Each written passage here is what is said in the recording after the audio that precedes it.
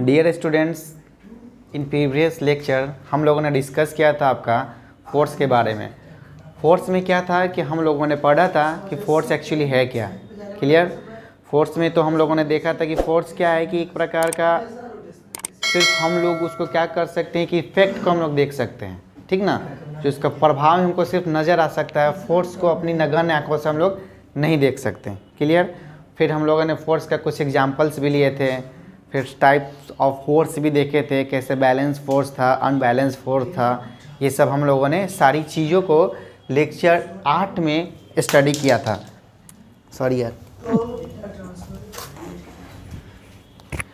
उसके बाद आज हम लोग पढ़ने जा रहे हैं न्यूटन्स लॉ के बारे में। तो देखिए, न्यूटन्स लॉ जाहिर सी बात है कि सबों को याद होगा। First law, second law, third law, इस बेस से फिर हम लोग न्यूमेरिकल पर्सन को देखेंगे।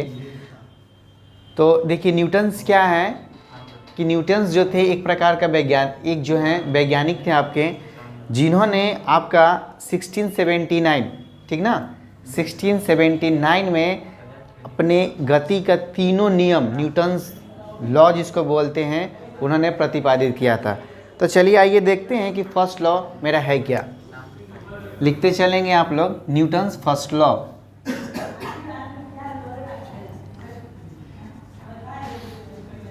डेटा ट्रांसफर क्या था? The speed of transferring data to और फ्रॉम द डिस्क। मतलब देखिए, फर्स्ट लॉ में लिखिएगा।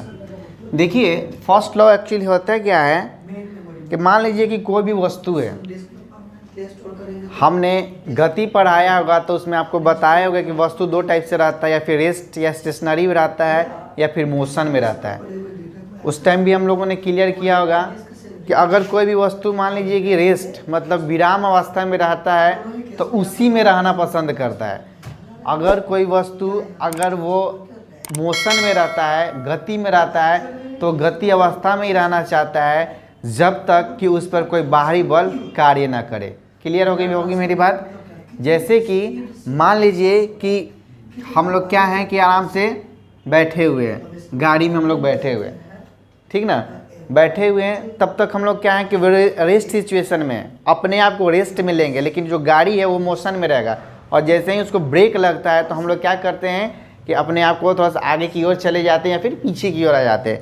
तो ये ऐसा इसलिए होता है कि न्यूटन्स फर्स्ट लॉ के अनुसार जो होता है वहाँ पे रूल फॉलो करता है। आपका कैसे फॉलो करता है वो हम आपको बारे में लिखवा रहे हैं। सबसे पहले आप लिखेंगे न्यूटन्स फर्स्ट लॉ एक्चुअली है क्या। इसमें लिखेंगे डेटा ट्रांसफर रेट से आप इसके अनुसार अमाउंट ऑफ डेटा को जब ट्रांसफर किया जाएगा तो उसमें कितना समय लगेगा आप बता सकते हैं। कैसे? इसके अनुसार एग्जांपल देख लेते हैं। इफ यदि कोई वस्तु विराम अवस्था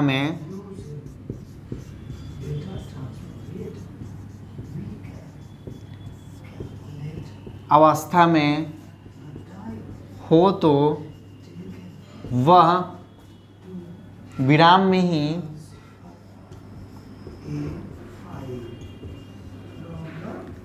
रहना चाहता है और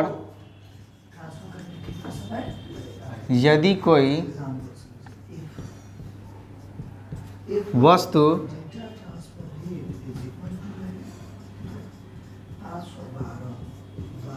गति अवस्था में हो तो वह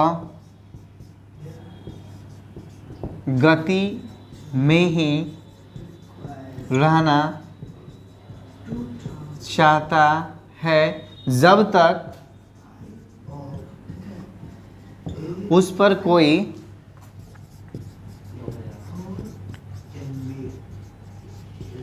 बाहरी बल कार्य न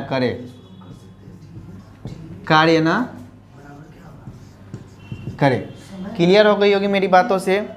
इसमें क्या है कि अगर कोई वस्तु अगर रेस्ट स्थिति में है तो उसमें ही रहना चाहता है, अगर वो मोशन में है तो मोशन में ही रहना चाहता है, तब तक कि जब तक कोई उस पर कोई बाहरी फोर्स जो है बल मतलब कार्य ना करे। तो ये था आपका न्यूटन्स फर्स्ट लॉ क्लियर। इसके बारे में हम लोग कुछ एग्जाम्पल्स भी देखेंगे जो लिख लेंगे आप लोग।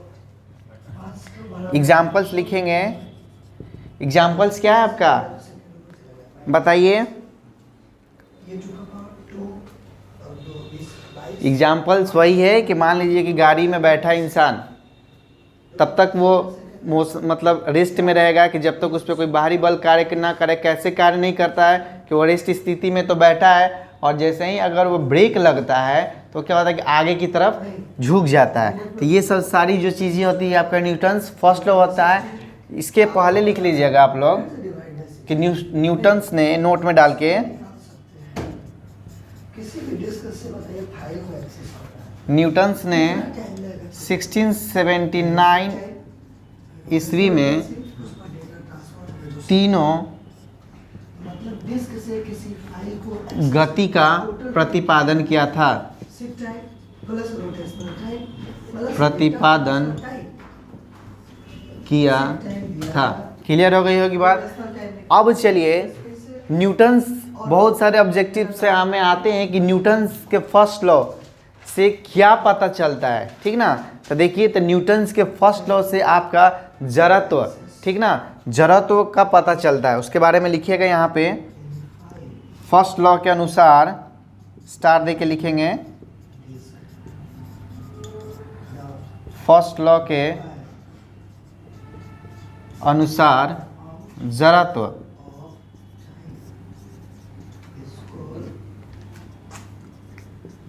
के नियम का पता चलता है या प्रतिपादन होता है, लिख लीजिए।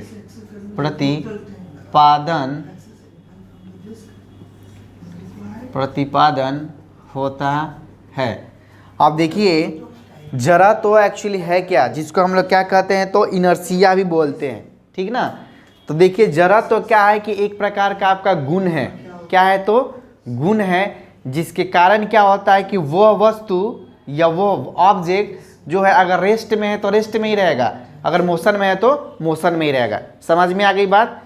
जरा तो क्या है, एक प्रकार का आपका गुण है जिसके कारण कोई भी वस्तु क्या होता है कि अगर वो रेस्ट में है तो रेस्ट में रहेगा, या फिर मोशन में है, या फिर गति में है तो फिर गति में रहेगा। इसके बारे में लिख लीजिएगा आप लोग कि जड़त्व का नियम क्या है। डिस्क से किसी फाइल को एक्सेस करने में कितना समय लगेगा, वो समय निकाल लिखेंगे समझ गए। जड़त्व। एक न्यूमेरिकल बनाना है, इसमें न्यूमेरिकल बनाएंगे। अब आएगा जड़त्व देखिए आपका क्या होता है, लिखिएगा कि यह एक प्रकार का, उसके बाद यह एंटीवायरस सिक्योरिटी प्रोटेक्शन, तो सिक्योरिटी एक प्रकार का गुण होता है तो वायरस एंटीवायरस जिसके कारण हम बता देंगे कैसे। बोलिए। कोई भी वस्तु, कल बनेगा यहाँ से यहाँ तक। कोई भी वस्तु विराम या गति में पहला टॉपिक में नाम वायरस। रहता वायरस क्या है? है। क्लियर हो गई बात। जड़त्व तो क्या है, जड़त्व एक प्रकार का गुण है जिसके कारण कोई भी वस्तु विराम या गति में रहता है। क्लियर। नेक्स्ट अब देखते हैं कि ये जड़त्व तो जो होता है आपका दो प्रकार के होता है। लिख लेंगे आप लोग फर्स्ट में, लिखेंगे कि there are two types of inertia, या फिर लिखिए जड़त्व के दो प्रकार होते हैं। फिट होता है। फिट होता होगा। ठीक है। बस ये दोनों मेन है। फिर क्या है? स्पाइन क्या है? जड़त्व के देखिए दो नियम है आपका। एक है विराम जड़त्व, विराम जड़त्व, और सेकंड है आपका गतिशील जड़त्व। विराम जड़त्व और गतिशील जड़त्व। तो विराम जड़त्व में क्या आता है कि वही बताएं कि अगर वो वस्तु विराम में है, जिस गुण के कारण है विराम में, उसी को विराम जड़त्व कहते हैं। अगर कोई वस्तु जिस गुण के कारण गति में है तो उसको हम लोग क्या कहते हैं तो गतिशील जड़त्व कहते हैं। क्लियर। नेक्स्ट अब देखते हैं कि ये जड़त्व तो जो होता है आपका दो प्रकार के होता है। लिख लेंगे आप लोग। जरत्व कहते हैं। ठीक है, नेक्स्ट अब हम आगे चलते हैं। जरत्व का देखिए एग्जाम्पल क्या होता है कि जैसे मान लीजिए कि ग्लास, ठीक है, ये क्या है तो मेरे पास बोतल है और इसके ऊपर हमने क्या किया कि एक कार्ड रख दिया।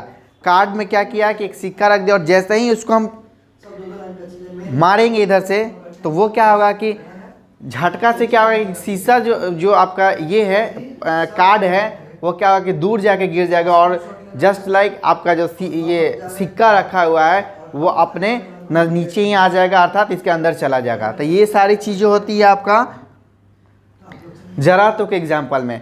जस्ट लाइक वैसे ही आपका जैसे हम लोग क्या करते हैं, कैरम बोर्ड खेलते हैं। तो कैरम बोर्ड में क्या होता है कि देखिए गोटी जो होता है वो आपका रेस्ट सिचुएशन में रहता है, जब तक क्या करते हैं कि आप उस पर अदर गोटी से वार नहीं करते, प्रहार नहीं करते। तो ये सारी जो चीज़ें हैं आपका एग्जाम्पल है वो जरत्व के ही एग्जाम्पल में आते हैं। क्लियर हो गई बात मेरी। अब चलिए नेक्स्ट हम लोग देखते हैं आपका न्यूटन्स सेकेंड लॉ के बारे में।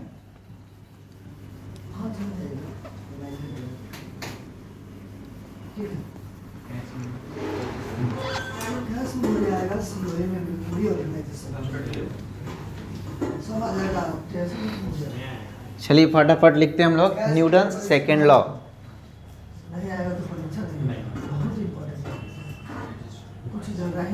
Newton's second law. देखिए न्यूटन्स सेकेंड लॉ आपका होता क्या है।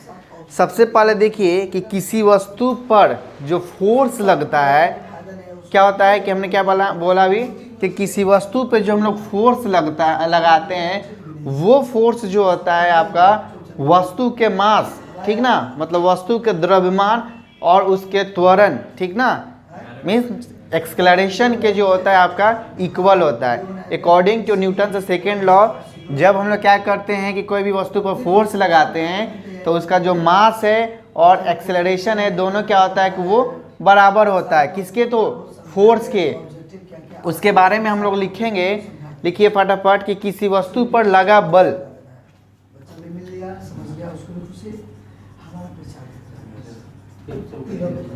किसी वस्तु पर लगा बल, लिख रहे हैं वस्तु के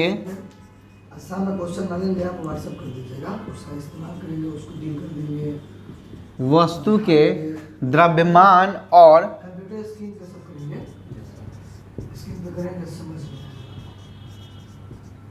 उसके त्वरण के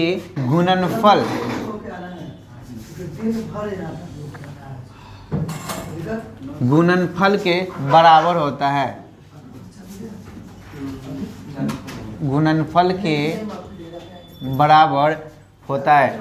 सेकेंड लॉ क्या है कि किसी वस्तु पर लगा बल वस्तु के द्रव्यमान और उसके त्वरण के गुणनफल के बराबर होता है। यहाँ पे देखिए F बराबर हम लोग लिखते हैं ma।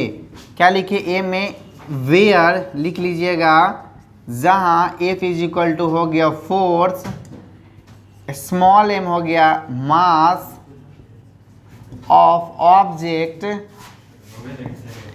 एंड a हो गया acceleration, ACCELERATION, acceleration of object. Clear? ये हो गया आपका द्रव्यमान और ये हो गया आपका त्वरण। क्लियर? फोर्स आपको तो ऑलरेडी पता ही है क्या होता है, तो बल होता है। नेक्स्ट अब अनदर चीज़ देखते हैं कि हम लोगों ने बहुत बार याद किए हैं कि फोर्स का ऐसा यूनिट्स क्या होता है, तो न्यूटन होता है। क्लियर ना? लेकिन यहाँ से देखिए क्या होता है कि F बराबर में लिख लिए क्या, तो m जो होता है मास होता है, यहाँ पे लिख देते हैं मास इनटू एक्सेलरेशन, या एस टाइप से आप लिखिए द्रव्यमान इनटू त्वरण। Dear students you have to remember, आपको याद होगा कि द्रव्यमान का ऐसा यूनिट्स क्या होता है, तो किलोग्राम। क्लियर ना? और त्वरण का होता है क्या, तो मीटर प्रति सेकेंड स्क्वायर। तो कुल मिला के क्या हो जाएगा मेरा किलोग्राम मीटर प्रति सेकेंड स्क्वायर।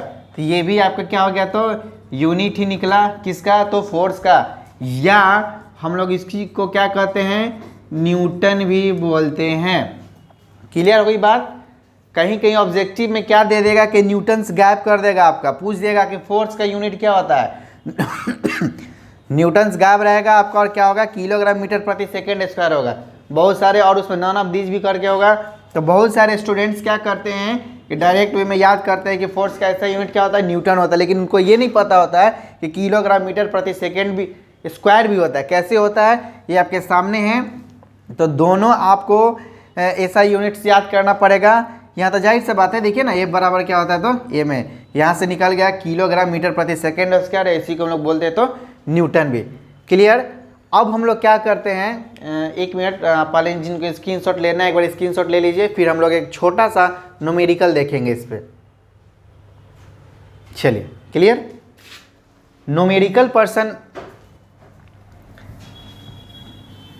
में क्या है आपका, न्यूमेरिकल पर्सन देखने के पहले देखिए, न्यूटन्स के फर्स्ट लॉ के अनुसार जड़त्व का नियम का प्रतिपादन होता है। न्यूटन्स सेकेंड लॉ के अनुसार देखिए क्या होता है कि आपका संवेग का जो नियम है वो पता चलता है हम लोगों को, ठीक ना। तो अभी आप लिखेंगे संवेग क्या होता है, जिसको हम लोग मोमेंटम भी बोलते हैं। चलिए लिखे संवेग के बारे में। संवेग, मोमेंटम। देखिए मोमेंटम क्या है आपका, किसी वस्तु के द्रव्यमान, ठीक है, और वेग, ठीक ना, किसी वस्तु के द्रव्यमान और वेग के गुणनफल को हम लोग क्या कहते हैं, तो मोमेंटम कहते हैं। लिख लेंगे आप लोग, किसी वस्तु के द्रव्यमान और वेग के गुणनफल को, किसी वस्तु के द्रव्यमान और वेग के गुणनफल को संवेग कहा जाता है। कहा जाता है। इसमें आप लिखेंगे, नजर आ रही होगी, एक मिनट में पेन चेंज कर लेता हूँ। गुणनफल को संवेग कहा जाता है। इसमें क्या होता है कि इसे स्टार देके लिखेंगे, इसे P द्वारा सूचित किया जाता है। एकदम छोटा छोटा चीज़, कोई भी चीज़ मिस नहीं कर रहे हैं, हर एक चीज़ को लेके चल रहे हैं। इसे P द्वारा सूचित किया जाता है। यहाँ देखिए P इज इक्वल टू होता है आपका द्रव्यमान मतलब m, और v वेग हो गया आपका v। P बराबर होता है आपका mv। क्लियर ना। अब देखिए ऐसा यूनिट्स जो होता है आपका, यहाँ से आप निकालिए ऐसा यूनिट्स क्या होगा, मास का क्या होता है, वही होगा आपका किलोग्राम, और वेलोसिटी का भी क्या होता है, तो मीटर प्रति सेकेंड। क्लियर। तो आपका संवेग का ऐसा यूनिट्स क्या होता है, तो किलोग्राम मीटर प्रति सेकेंड होता है। क्लियर हो गई बात को। अब चलिए संवेग समझ में आ गया कि किसी वस्तु के द्रव्यमान और वेग के गुणनफल को ही हम लोग क्या कहते हैं, संवेग कहते हैं। संवेग जो होता है आपका न्यूटन सेकेंड लॉ के अनुसार ही प्राप्त होता है। फर्स्ट लॉ के अनुसार क्या होता था आपका, तो जड़त्व का नियम प्रतिपादन होता है, सेकेंड से संवेग। क्लियर। ये जितनी चीज हम बोल रहे हैं वो कहीं ना कहीं किसी न किसी एग्जाम के पेपर में आपका आया हुआ है, इसलिए इन सारी बातों पर थोड़ा सा ज़्यादा फोकस करिएगा। ये छोटा छोटा चीज़ें हम लोग क्या करते हैं कि मिस करके आगे निकल जाते हैं, लेकिन ये छोटा छोटा चीज़ ही क्या होता है कि आपका एग्जाम में आ जाता है। क्लियर। अब चलिए हम लोग आगे बढ़ते हैं, एक न्यूमेरिकल देखते हैं न्यूटन सेकेंड लॉ के अनुसार।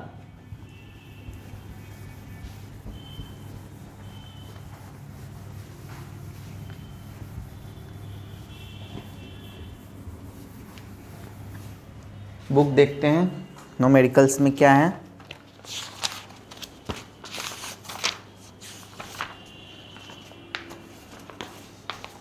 चलिए न्यूमेरिकल से आपका कि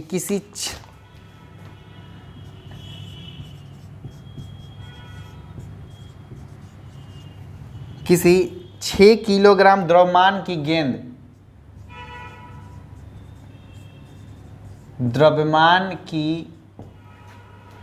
गेंद में 4 मीटर प्रति सेकेंड स्क्वायर का त्वरण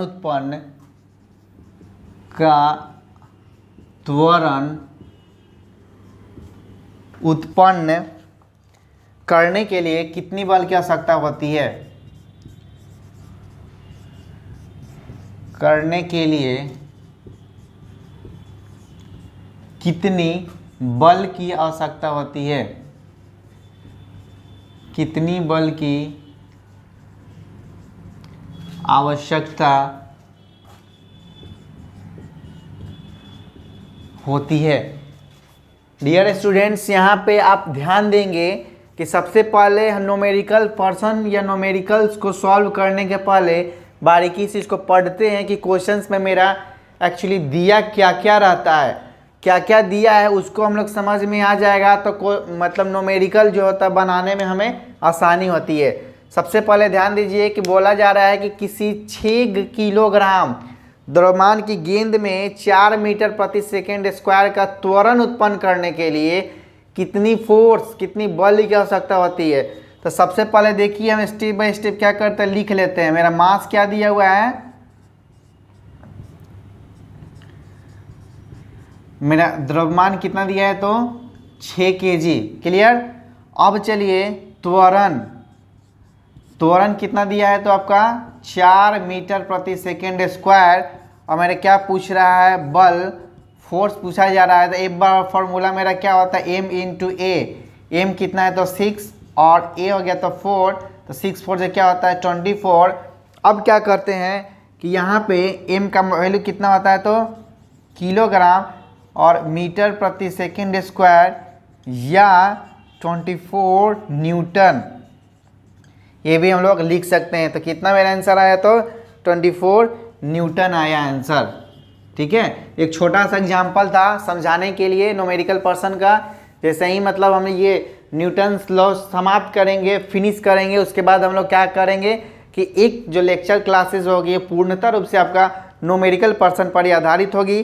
तो जिसके बारे में हम लोग उस टाइम डिटेल्स में देखेंगे कि किस प्रकार से कैसे क्वेश्चन को सॉल्व किया जाता है। फिलहाल आप समझ गए होंगे न्यूटन सेकेंड लॉ क्या है, फर्स्ट लॉ क्या है, फर्स्ट लॉ से क्या प्राप्त होता है, सेकेंड लॉ से क्या प्राप्त होता है। क्लियर ना। अब चलिए बात आगे हम लोग पढ़ते हैं न्यूटन्स थर्ड लॉ के बारे में। न्यूटन्स थर्ड लॉ देखिए एक्चुअली होता क्या है। इरेज कर दे इसको, आई होप राइट डाउन कर लिए होंगे आप लोग। चलिए नेक्स्ट हम लोग आगे बढ़ते हैं।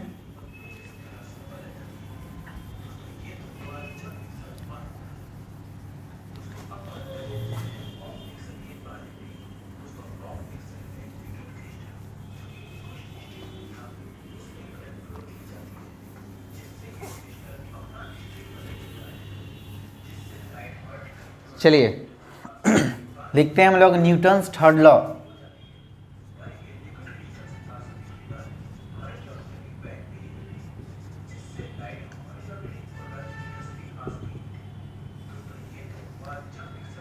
न्यूटन्स थर्ड लॉ देखिए एक्चुअली क्या होता है। हम लोगों ने अभी तक 2 नियम पढ़ा।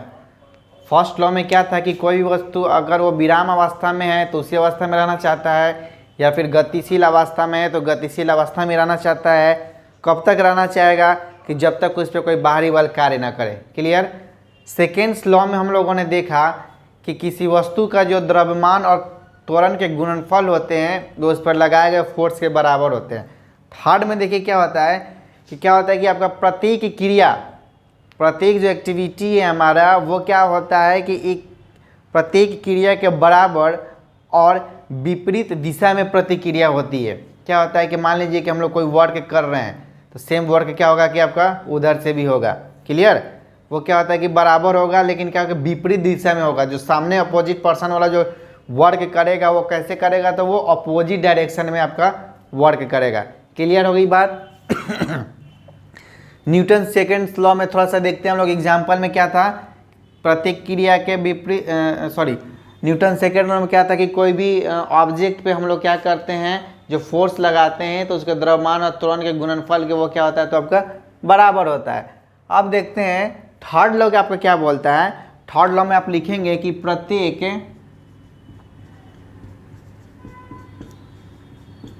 क्रिया, ठीक ना, के बराबर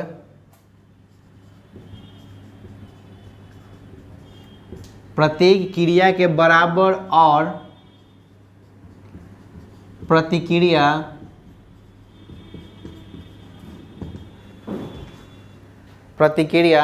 विपरीत दिशा में होती है।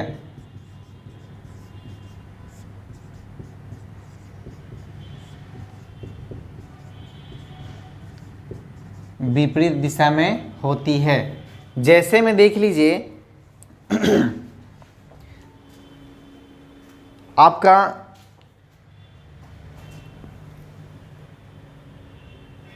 According to Newton's third law हम लोग क्या करते हैं कि अगर कोई भी बच्चा अगर नाव ये मान लीजिए कि ये नाव मेरा बना हुआ है, ये हो गया मेरा किनारा हो गया, ठीक ना। अगर वो क्या करता है कि यहाँ पे खड़ा हो जाता है, जैसे नाव क्या हो के जाके किनारे रुका तो बहुत सारे देखते होंगे कूद जाते हैं। तो जैसे ही ये जंप करके आपका यहाँ आया ये बच्चा, तो जंप किया तो ये क्या स्ट्रेट डायरेक्शन में, लेकिन जैसे ही जंप किया तो वो क्या होगा, नाव जो होता है आपका थोड़ा सा पीछे की तरफ चला जाता है, मतलब पीछे की तरफ भी आपका फोर्स लगता है। कैसे फोर्स लगा, तो यहाँ पे देखिए आगे की तरफ वो जंप किया और क्या होता है फिर आपका पीछे की तरफ, मतलब क्या है कि ये तो क्रिया किया आपका, इसका भी क्रिया होगा यहाँ, लेकिन क्या हुआ इसके क्रिया और ये नाव की क्रिया दोनों क्या बराबर हैं, लेकिन क्या है दोनों एक दूसरे के विपरीत दिशा में है। समझ में आ गई बात। तो ये होता है आपका न्यूटन्स थर्ड लॉ के अनुसार ही। क्लियर। अब चलिए हम लोग आगे देखते हैं कि न्यूटन्स थर्ड लॉ का जो आपका एग्जाम्पल है वो देखिए क्या क्या होता है। नाव के तो हो गई बात। अब चलिए अनदर, जैसे मतलब रॉकेट जब वो जाता है तो रॉकेट क्या होता है कि ये ऊपर की तरफ गया इस टाइप से, तो जितना ऊपर तेज गति से जाएगा तो ये कहाँ होगा कि इसका बहुत सारे आपका जाने के क्रम में धुआं निकलता है। तो ये क्या होगा कि इतना तेज गति से निकलेगा, मतलब क्या ये अपवर्ड ऊपर की तरफ फोर्स लगाया जाने के लिए, और इसका जो धुआं है वो नीचे की तरफ। तो दोनों में क्या होता है कि मतलब वर्क हो रहा है, लेकिन क्या हो रहा है कि आपका बराबर वर्क हो रहा है और दोनों का एक दूसरे के अपोजिट डायरेक्शन में वर्क होता है आपका। क्लियर। न्यूटन्स फर्स्ट लॉ हमने देखा, सेकेंड लॉ और हम लोगों ने पढ़ा, और आपका थर्ड लॉ देखे। ठीक है। अब नेक्स्ट लेक्चर में हम लोग आगे की तरफ देखेंगे, एक छोटा सा सेशन मेरा रहेगा आपका न्यूमेरिकल बेस्ड पर ही। तब तक मेहनत करते रहिए और मन लगा के पढ़िए। फिर हम लोग मिलते हैं नेक्स्ट सेशन में। तब तक के लिए thank you very much and all the very best.